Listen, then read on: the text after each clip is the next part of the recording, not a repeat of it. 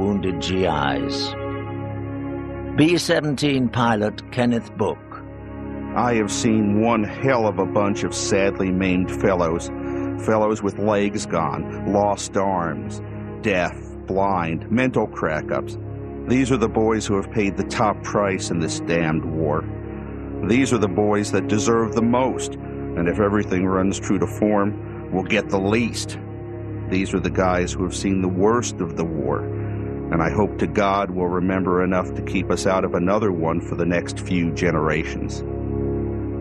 Clarence Weaver finally goes home, blind, with an artificial leg, but alive.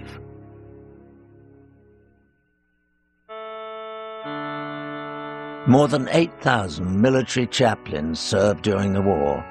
Men like Rabbi David Max Eichhorn, who often drives around the front in his Jeep with a Star of David and a box of matzos.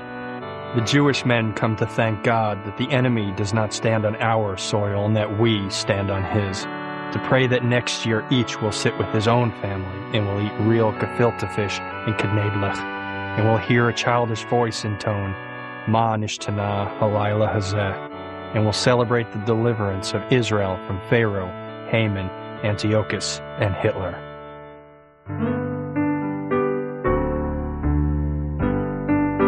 Frank Lute left his wife Julia and son Donnie to join more than 2 million U.S. airmen in Britain. Showed the fellows Julia's and Donnie's pictures. They agree that Julia's beautiful and Donnie's very cute. He takes after his mother, I guess. I'm so tickled. Donnie said mama for the first time. He said it twice. It won't be long before he'll be talking. I had the blues. I felt so lonesome for Frank. By December 21st, Frank has flown 30 missions. Just 5 more and he gets to go home. From his journal that day. Got 9 letters from Julia. Finally got promoted to first lieutenant. Not alerted for tomorrow. March 3rd. The Secretary of War desires me to express his deep regret that your husband, First Lieutenant Glut Frank C., was killed in action. Stop. Report of his death was received from German government through International Red Cross. Stop. Confirming letter follows. Stop. In the wreckage of Frank Glut's plane, searchers find a pair of baby shoes.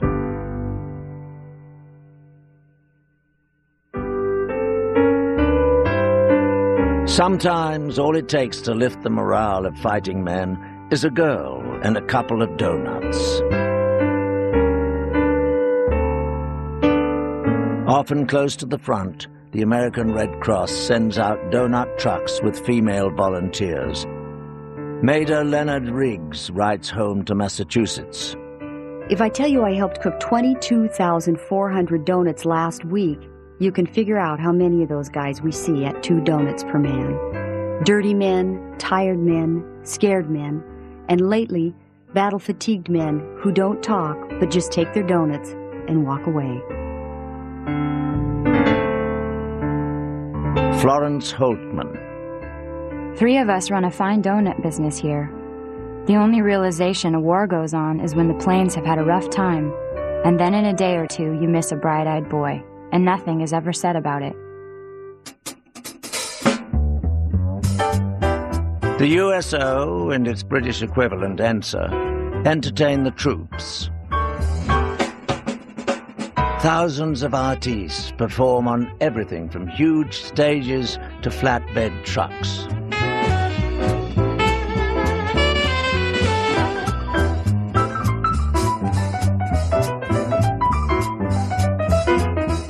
In Nuremberg, in the stadium where a decade before Hitler held massive Nazi rallies, soldiers watched the Yankee Doodlers. A sergeant writing home. Ma, I seen my first classical show yesterday.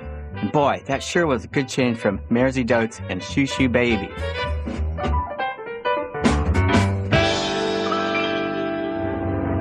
Edward R. Murrow, reporting from Europe. It is impossible to keep up with this war.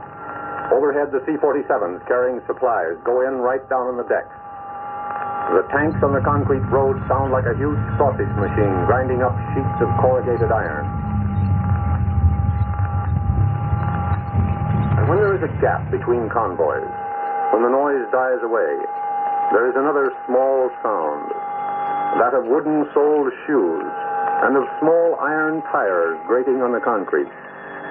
The power moves forward, while the people walk back, pulling their small belongings on anything that has wheels. An estimated 6 million refugees wander through Europe. Larry Kane in Germany. Poles, Russians, Ukrainians, Czechs, Frenchmen, Belgians, Dutchmen, Norwegians, women, children, men, old and young, all trekking towards the displaced person centers. They seem happy in a stunned sort of way. Talk about oppression and misery. We Americans are lucky that we hardly know the meaning of the words.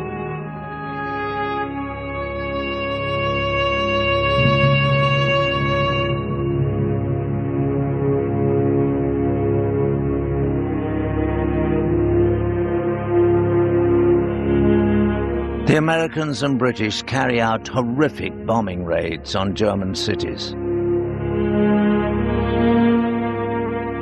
Dwight Eisenhower says, "I am always prepared to take part in anything that gives real promise of ending the war quickly." Some criticize the deliberate Allied bombing of civilians. Lieutenant General Ira Eaker, Deputy Air Force Chief, claims such attacks will show the Germans that we are the barbarians they say we are, or it would be perfectly obvious to them that this is primarily a large-scale attack on civilians, as of course it will be.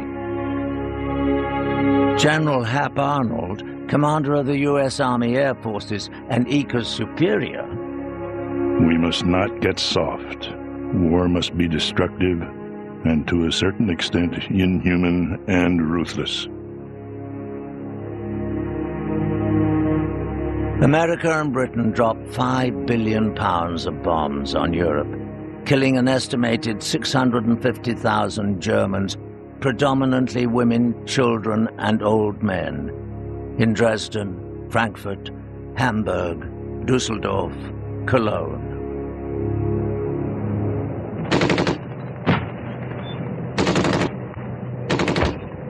Because of years of Nazi brutality on the Eastern Front, the Soviets have died in the millions.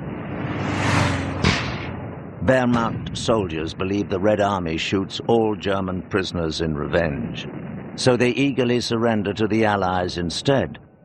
Eisenhower expects 3 million POWs. He gets 5 million.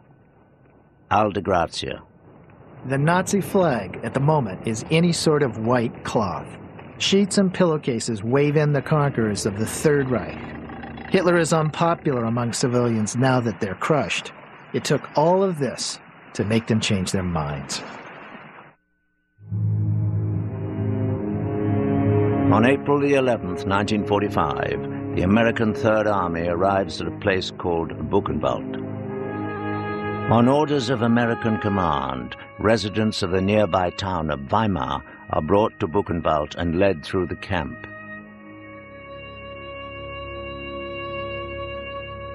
Margaret Burke-White, reporting in Life. Women fainted. Men covered their faces and turned their heads away. When the civilians cried out, "We didn't know," the liberated prisoners were beside themselves with fury. "You knew," they screamed. Edward R. Murrow. Murder had been done at Buchenwald.